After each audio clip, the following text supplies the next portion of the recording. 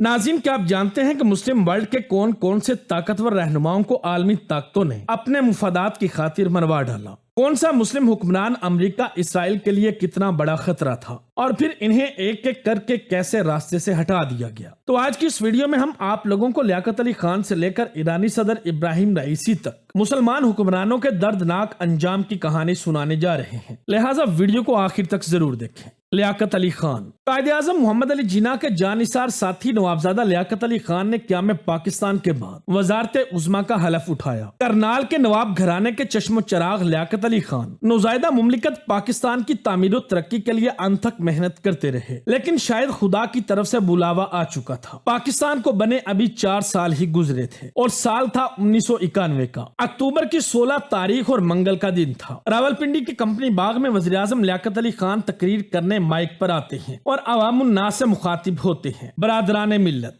इन पर जलसा गाह में मौजूद एक शख्स गोली चला देता है।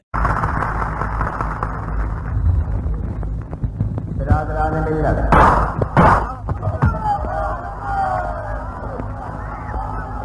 और यूं देखते ही देखते पाकिस्तानी अवाम के महबूब कायद जख्मी होकर गिर पड़ते हैं। इनको बहते खून के साथ हॉस्पिटल लाया जाता है और थोड़ी देर बाद डॉक्टर्स बताते हैं कि कायदे मिल्लत जख्मों की ताप ना लाते हुए दम तोड़ चुके हैं। तो ये थी पाकिस्तान के पहले वज़ीर-ए-आज़म लियाकत अली खान के हाई प्रोफाइल कत्ल की कहानी। किताबों की वर्कगर्दानी की जाए तो मालूम होगा कि जब शहीद मिल्लत की लाश को पोस्टमार्टम के लिए लाया गया तो दुनिया ये देखकर हैरान रह गई कि पाकिस्तान के पहले वज़ीर-ए-आज़म ने उचकन के नीचे न सिर्फ फटी हुई बुनियान पहन रखी थी, बल्कि इनकी जुराबों में भी बड़े बड़े सुराख थे। शाह फैसल बिन अब्दुल अजीज, मुसलमानों की अकीदतों के महवर इस्लामी मुल्क सऊदी अरब के बानी अब्दुल अजीज अल सऊद के साहबजादे शाह फैसल बिन अब्दुल अजीज नवंबर 1964 में बादशाह बने और 10 साल तक खादमे हरीमैन शरीफैन रहे। 25 मार्च 1975 जब इस्लामी कैलेंडर के हिसाब से 12 रबीउल अव्वल का दिन था, उस रोज शाह फैसल अपने ही भतीजे फैसल बिन मोसाद के हाथों मारे गए। फैसल बिन मोसाद एक वफ्द में शामिल थे। इन्होंने अपने जुब्बे में रिवाल्वर छुपाए रखा था। मौका मिलते ही इन्होंने शाह फैसल बिन अब्दुल अजीज पर 2 गोलियां चलाई,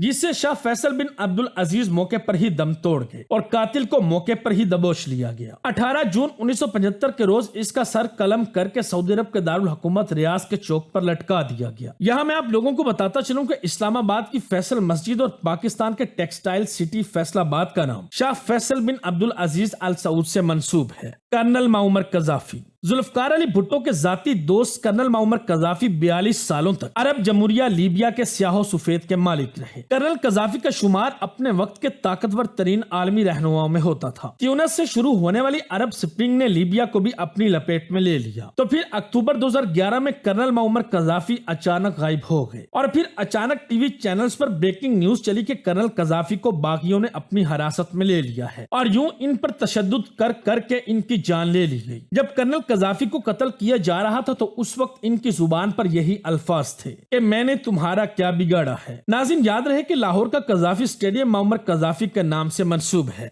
यासिर इरफात, सिर्फ 5 फुट 4 इंच कद के यासिर इरफात अरब दुनिया की करिश्माती शख्सियत थे। साबिक फलस्तीनी सदर यासिर इरफात नवंबर 2004 में 75 साल की उम्र में खालके हकीकी से जा मिले। इनकी बेवा ने गैर मुल्की जरीदे से बात करते हुए कहा था कि यासिर इरफात को कत्ल किया गया है, ताहम इन्होंने कहा कि वो बराह रास्त किसी को नामजद नहीं कर सकती क्योंकि दुनिया भर में इनके कई दुश्मन थे। याद है कि स्विट्जरलैंड के फॉरेंसिक माहिरीन के मुताबिक फलस्तीन के मरहूम सदर के जिस्म में ताबकार मादे पोलोनियम की काफी ज्यादा मिकदार मिली हुई थी। सदर सदाम हुसैन, 40 साल तक अरब मुल्क इराक पर हुकूमत करने वाले सदर सदाम हुसैन का शुमार दुनिया के बड़े रहनुमाओं में होता था। हमारे चैनल पर सदर सदाम हुसैन की बायोग्राफी वीडियो में आपको तफसीलन सब कुछ बताया गया है कि गरीब फैमिली में पलने वाला यतीम बच्चा खित्ते के अहम तरीन मुल्क इराक का सरबराह कैसे बना, जिसको आप चैनल पर जाकर देख सकते हैं। नाज़रीन, एक जमाना था कि सदाम हुसैन अमरीका बहादुर की आंख का तारा थे और फिर ये इसी अमरीका की आंखों में खटकने लगे, जिसके बाइस आलमी ताकतों ने इन्हें ठिकाने लगाने का मंसूबा बनाया। इराक पर जोहरी हथियारों की तैयारी का इल्जाम लगाकर मार्च 2003 में हमला कर दिया गया और इराक की दारुल हुकूमत बगदाद का मुहासरा कर लिया गया। सदर सदाम कुछ अरसे तक रूपोश रहे, बिलाखिर इन्हें 13 दिसंबर 2003 के रोज गिरफ्तार कर लिया गया और इनका अदालती ट्रायल शुरू हुआ। फिर 3 साल बाद 30 दिसंबर 2006 को ईद उल अजहा के रोज सदाम हुसैन को सुबह 3 बजे उठाया गया। इनके गले में फंदा डाला गया तो इन्होंने कलमा तैयबा पढ़ना शुरू कर दिया। यूं अगले ही लम्हे इनकी इनको फांसी दे दी गई। याद रहे कि इनकी फांसी के मनाजिर को लाइव दुनिया भर के मीडिया पर दिखाया गया था। शेख मुजीबुर रहमान। नाज़रीन, इसी तरह शेख मुजीबुर रहमान का दी एंड भी बहुत दर्दनाक था। 15 अगस्त 1975 के रोज जब इंडिया अपना कौमी दिन मना रहा था तो उसी रोज बांग्लादेशी फौज की बगावत शेख मुजीबुर रहमान को ले डूबी। इनके घर को चारों तरफ से घेर लिया गया और जाती मुहाफिजों को एक एक करके मार दिया गया। ऐसे में शेख मुजीबुर रहमान घर की बालाई मंजिल से नीचे आए तो ये फौजी से मुखातिब हुए, तुम यहाँ किस लिए आए हो? उस फौजी ने जवाब दिया कि हम आपका बंदोबस्त करने आए हैं। तब शेख मुजीबुर रहमान ने जोरदार कहकहा लगाते हुए कहा कि मुझे पाकिस्तानी फौज ना मार सकी, तुम्हारी क्या औकात है कि तुम मुझे मारो। फिर फौजी ऑपरेशन में शेख मुजीबुर रहमान को इनकी अहलिया और 3 बेटों समेत खानदान के 18 अफराद को गोलियों से भून डाला गया। सिर्फ इनकी साहबजादियां शेख हसीना और शेख रेहाना जिंदा बची, जो कि उस वक्त बैरून मुल्क थी। याद रहे कि मकतूलैन में शेख मुजीब का सबसे छोटा बेटा शेख रसूल भी शामिल था, जिस मासूम की उम्र सिर्फ 10 साल थी। किताबों में तहरीर है कि शेख मुजीबुर रहमान और इनके खानदान की लाशें 3 दिन तक उसी मकान में पड़ी रही। 3 दिन के बाद फौजी कमांडरों से खसूसी इजाजत ली गई और फिर जाकर तजहीज़ तदफीन की गई। नाज़रीन, आज की बात करें तो चंद रोज पहले ईरानी सदर इब्राहिम रईसी ने पाकिस्तान का दौरा किया था, जहां इनका पुरतपाक इस्तकबाल किया गया। और फिर 19 मई को दुनिया भर में ये ब्रेकिंग न्यूज चली कि ईरानी प्रेसिडेंट इब्राहिम रईसी के हेलीकॉप्टर को हादसा पेश आया है, जिसकी वजह से अपने कई साथियों समेत चल बसे। इब्राहिम रईसी का हेलीकॉप्टर तबाह होना क्या वाकई हादसा था या फिर प्री प्लान मर्डर? अभी तक कई साजिशी थ्योरीज सामने आ चुकी हैं। हादसे से एक रोज पहले इब्राहिम रईसी ने इसराइल से मुतल्लिक इंतहाई सख्त बयान दिया था। तो ऐसी अफवाहें सर्कुलेट कर रही हैं कि अमेरिका के ताउन से इसराइली खुफिया एजेंसी मोसाद ने ईरानी सदर के हेलीकॉप्टर को निशाना बनाया है, लेकिन इसराइल के हुकाम ने इब्राहिम रईसी के कत्ल में मुलव्वस होने की तरदीद की है।